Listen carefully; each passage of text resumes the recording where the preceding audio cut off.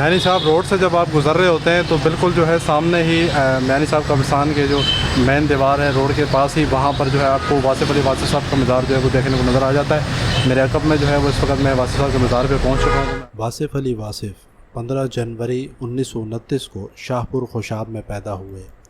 آپ کا تعلق عوان قبیلے اور عوان قبیلے کی ایک ممتاز شاخ کنڈان سے تھا۔ 24 اکتوبر 1970 بروز ہفتہ آپ کی شادی ہوئی۔ واصف علی واصف کا ایک بیٹا اور 3 صاحبزادیاں ہیں۔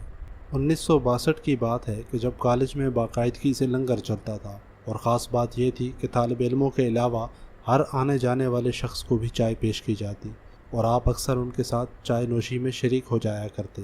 کالج میں زندگی کے مختلف شعبوں سے تعلق رکھنے والے اصحاب کی آمد و رفت رہتی، جن میں ادیب، شعراء، بیوروکریٹ، وکیل، ملنگ، فقراء، درویش اور طالب علم اپنے اپنے ذوق اور طلب کے مطابق فیضیاب ہوا کرتے تھے۔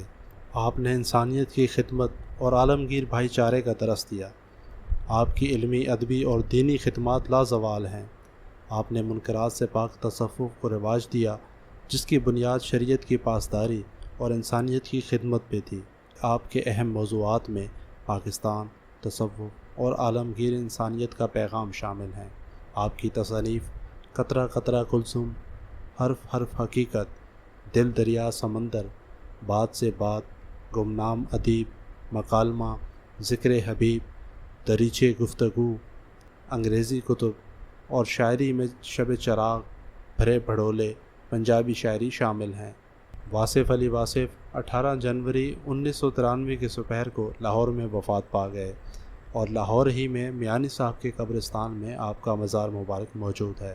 آپ کا ایک مشہور کلام پیش نظر ہے کہ تیری ہستی عبادت ہو گئی ہے، مجھے ان سے محبت ہو گئی ہے، تیرے آنے سے پہلے تھی قیامت، تم آئے تو قیامت ہو گئی ہے، سکون دل سے اس کا واسطہ کیا، تیری جس پر عنایت ہو گئی ہے، نہیں ہے دخل کچھ تیری جفا کا، یوں ہی رونے کی عادت ہو گئی ہے، وہ آئے غیر کو لے کر لحد پر، مصیبت پر مصیبت ہو گئی ہے، وہ کہتے ہیں واصف مر چکا ہے، مبارک ہو شہادت ہو گئی ہے۔